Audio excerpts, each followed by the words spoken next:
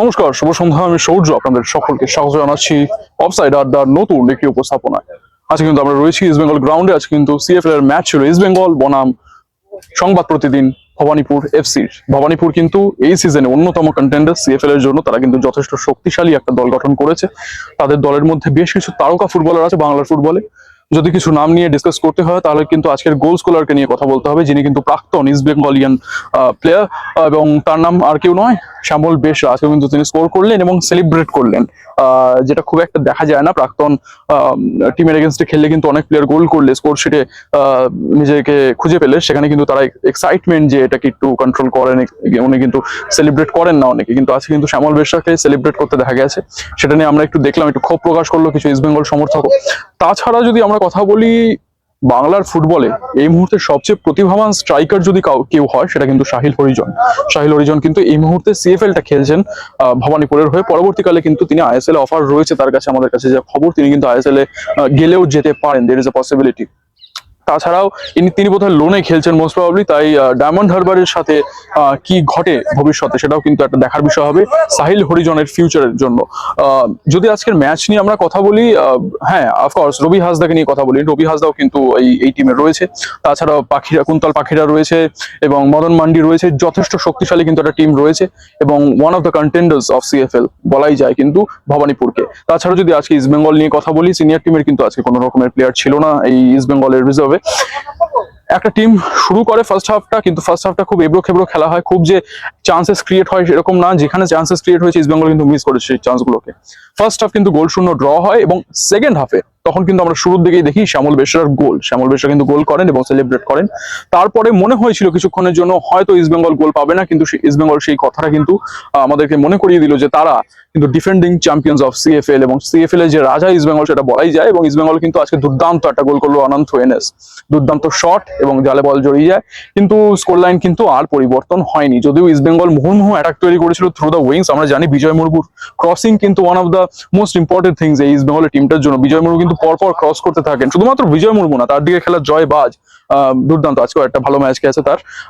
কিন্তু আমরা আজকে দেখেছি একটু একটু যেন গরম গরম মহল হয়ে গেছিল মাঠে, যেখানে কিন্তু যে বেঞ্চ ছিল ভবানীপুরের এবং ইস্ট বেঙ্গলে, তারা কিন্তু একটু ঝামেলার মধ্যে পড়ে এবং ভবানীপুরের বেঞ্চে একজনকে রেড কার্ডও দেখানো হয়, যেটা নিয়ে আরেকটু ঝামেলা হয়। ইস্ট বেঙ্গল সমর্থক গ্যালারি থেকে কিন্তু, সদস্য গ্যালারি থেকে কিন্তু বেশ কিছুজন তেড়ে যায় সেটার দিকে, এবং কোনোভাবে কিন্তু সেই পরিস্থিতিটাকে সামাল দেওয়ার চেষ্টা করা হয়েছে। যদি আমরা বাকি জিনিসগুলো নিয়ে কথা বলি, এই ম্যাচে সেরকম ভাবে কথা বলার মতো কিছু ছিল না। একটা 1-1 ড্র, যেটা খুব কমফোর্টেবলও নয়, খুব দুঃখেরও বিষয় নয় দুটো টিমের জন্যই। আজকে কিন্তু আমাদেরকে ভবানীপুরের যিনি কোচ, তিনি কিন্তু রঞ্জন চৌধুরী, তিনি জানিয়ে গেলেন যে এই ম্যাচটা কিন্তু সিএফএল এর সবচেয়ে টাফেস্ট অপোনেন্টের এগেইনস্টে তারা খেলেছেন এবং he is not satisfied with 2 points, মানে 1 পয়েন্ট, বাট উনি মানে হারলে আরো বেশি দুঃখ পেতেন, কারণ রেফারিং নিয়েও তিনি কিছু প্রশ্ন তুলেছেন। আজকে কিন্তু রেফারিং নিয়ে বেশ কয়েকটা জায়গায় অনেকে বলবেন একটা পেনাল্টি হলেও হতে পারতো, সেটা নিয়ে কিন্তু অনেক প্রশ্ন তিনিও তুলেছেন। এবং পরবর্তীকালে কোচ অর্চিষ্মান বিশ্বাস, তিনিও কিন্তু এই ব্যাপারটা নিয়ে কথা বলে। যদিও বা অর্চিষ্মান বিশ্বাস এই রেফারিং নিয়ে বেশি কথা বলতে চায়নি, তাও আমরা অবশ্যই আপনাদের জন্য থাকবে আমাদের কাছে আমাদের করা প্রশ্ন অর্চিষ্মান বিশ্বাসকে, এবং তার সাথে কোচ রঞ্জন চৌধুরী, যিনি কিনা ভবানীপুরের কোচ, তারও কিছু কথা। আজকের ম্যাচটা নিয়ে এটুকুই বলার ছিল, বেশি কিছু এক্সাইটিং ম্যাচ ছিল না। তবে সুপার 6 যেটা এবং টপ 2 কারা হবে সেটার কিন্তু একটু ধারণা পাওয়া যাচ্ছে। ভবিষ্যৎবাণী করে গেলেন রঞ্জন চৌধুরী যে 23 পয়েন্ট যে পাবে সেই কিন্তু গ্রুপ চ্যাম্পিয়ন হবে, সেই কিন্তু চ্যাম্পিয়ন পয়েন্ট, এটা কিন্তু তিনি প্রেডিকশন করেছেন। এবং দেখা যাক, এই মুহূর্তে কিন্তু ভবানীপুর 17 পয়েন্টে দাঁড়িয়ে আছে, ইস্ট বেঙ্গল একটু এগিয়ে রয়েছে সেটার থেকে।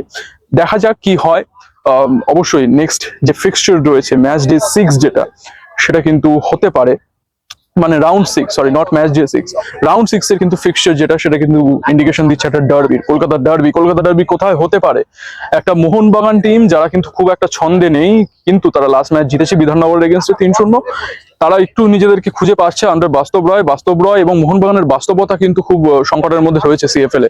তাদের এগেইনস্টে নেক্সট অপোনেন্ট যদি এই ছন্দে থাকা ইস্ট বেঙ্গল হয়, যারা পিছিয়ে থেকেও ফিরে আসছে একদম বাঘের মতো, সেটা কিন্তু খুবই অস্বস্তিকর হবে মোহনবাগানের জন্য, এবং সিএফএল এর জন্য সেটা কিন্তু একটা ভালো হবে। এমন সময় মোহনবাগানকে পাওয়া, চিরপ্রতিদ্বন্দ্বীকে পাওয়া, যারা কিন্তু খুব এই মুহূর্তে কমফোর্টেবল নেই, কমফোর্ট জোনের বাইরে রয়েছে। আমরা অবশ্যই মনিটর করবো সেই বিষয়টাকে। আপনাদেরকে অসংখ্য ধন্যবাদ অফসাইড আড্ডার পাশে থাকার জন্য। এরকম ভাবে অফসাইড আড্ডাকে সাপোর্ট করুন। খুব তাড়াতাড়ি আপনাদের জন্য ফিলিপ ডিরের এক্সক্লুসিভ ইন্টারভিউ আসবে। যেটা সবসময় বলে থাকি, ভারতীয় ফুটবল তথা কলকাতা ফুটবলের যে কোনো আপডেট সবার আগে পাওয়ার জন্য অফসাইড আড্ডায় অবশ্যই নজর রাখবেন। আজকের জন্য এইটুকুই। আমি Sourya, offside Adda signing off. আপনাদের জন্য থাকলো পোস্ট ম্যাচ প্রেস কনফারেন্স। আচ্ছা, ওয়ান লাস্ট কোয়েশ্চেন, এই যে নতুন সেন্টার ব্যাক পেয়ারিংটা, জোসেফ জাস্টিনকে রাইট ব্যাক থেকে সেন্টার ব্যাকে শিফট করানো এবং চাকুর পাশে খেলানো, এটা কিরকম ভাবে আপনি ভাবছেন? এটা ভুল করছেন, জোসেফ চাকুই শুরু করেছিল আমাদের লিগ। হ্যাঁ, এবার এই সিজনের নতুন ভেঙে দেখছিলাম যদি অন্য কিছু করা যায় জোসেফকে, কিন্তু জোসেফ রাইট ব্যাকের থেকে বেশি সেন্টার ব্যাকে বেশি পজিটিভ লাগছে, তাই ওখানে দেখা যাচ্ছে। আচ্ছা, থ্যাংক ইউ সো মাচ। না, সিনিয়র টিমের কেউ ছিল না, এভাবে ওইভাবে বিচার করা উচিত না।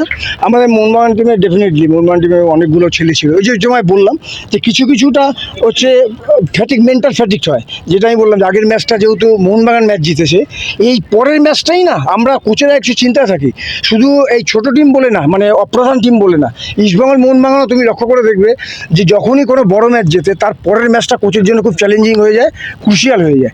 সেক্ষেত্রে আমি এটা একটু চিন্তায় ছিলাম, আর এগেনস্ট ইস্টবেঙ্গল ডেফিনেটলি একটা টাফ ম্যাচ, কিন্তু আমি স্টিল হ্যাপি যে ওরা ম্যানেজ করেছে। এবং এখানেও এই টিমটাতে তোমরা জানো কিনা জানি না, অন্তত 6-7টা ছেলে আছে, আমি দর্শকরাও জানে কিনা জানি না, 6টা ছেলেদের আমার হাত থেকে এসছে। তা আমি এদেরকে জানি, এদের হয়তো বড় আইএসএলে খেলতে পারছে না, কিন্তু they have got enough potentiality, ওরা খেলতে পারে আইএসএল। ওদেরকে দিলে আমি বিশ্বাস করি ওরা খেলতে পারে এবং ওদের যথেষ্ট কোয়ালিটি আছে। আমি মনে করি আমি ওয়ান অফ দ্য বেস্ট সাইডের সঙ্গে আমি আজকে যতগুলো ম্যাচ খেলেছি স্টিল টুডে আমি ওয়ান অফ দ্য বেস্ট সাইডের সঙ্গে খেললাম। আমি আর বলতে ফেড আপ হয়ে গেছি, স্পেশালি আমি জানি আমায় কেন কার্ড দেখালো, আমার কাছে পরিষ্কার না। মনে হয় হিট অফ দ্য মোমেন্টে কাউকে অন্য কাউকে করতে গিয়ে হয়তো আমায় করেছে। এই নিয়ে আমি খুব একটা বাজে কথা রেফারিতে বলি না, কখনোই বলিনি। তবে এইটুকু বলতে পারি যে এই ধরনের ম্যাচে আরেকটু আমার মনে হয় এক্সপিরিয়েন্স রেফারি আরেকটু খেলাটা যদি আরেকটু সুন্দরভাবে খেলাতো তাহলে আরেকটু দৃষ্টিনন্দন হতো। কারণ এই ম্যাচটা আমার মনে হচ্ছে এবারে এখনও পর্যন্ত কলকাতা লিগের সবচেয়ে হাই ভোল্টেজ ম্যাচ। কারণ আমরাও হচ্ছে এই গ্রুপটায় ম্যাক্সিমাম টাফ টিম, সেক্ষেত্রে আমরা হচ্ছে তোমার 1 নম্বর জায়গায় আছি, ইস্টবেঙ্গল 2 নম্বর জায়গায় আছে। তো সেক্ষেত্রে এবং লিগ প্রায় মাঝামাঝির থেকে 60% মতো খেলা হয়ে গেছে। সেক্ষেত্রে এই ম্যাচটা টান হবে, হাই ভোল্টেজ হবে, একটু টাফ হবে, এটা আমাদের জানা ছিল। কিন্তু তার সঙ্গে যদি রেফারি একটু, আমি কাউকে ফেভার বলছি না, যদি 50-50 খেলা হয় তাহলে এই সমস্ত ম্যাচে আমাদের মতো টিমের কাছে সুবিধা। কেন সুবিধা?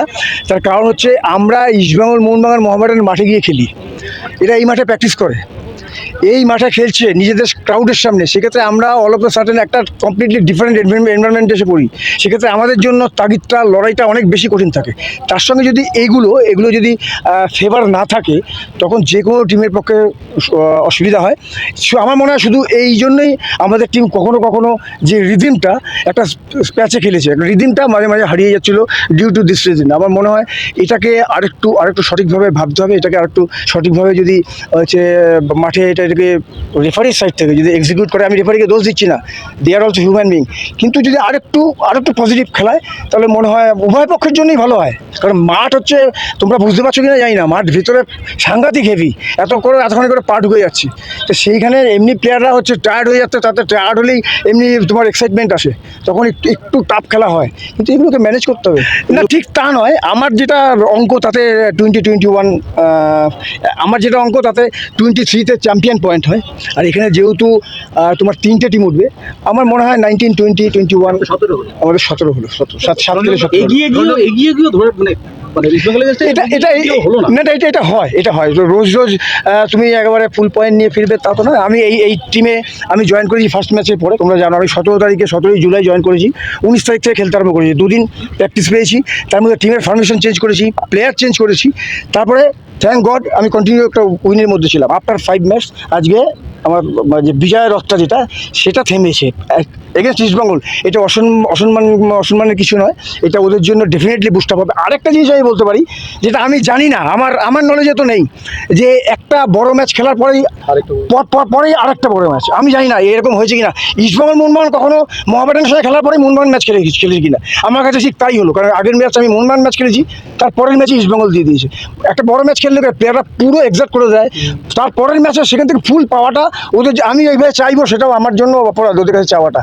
কিন্তু আমি ভেরি মাচ হ্যাপি যে ওরা মাঠে সম্পূর্ণ এক্সিকিউট দিয়েছে এবং আগামী দিনেও এটা কন্টিনিউয়েশন রাখবে, এটাই আমি বিশ্বাস করি।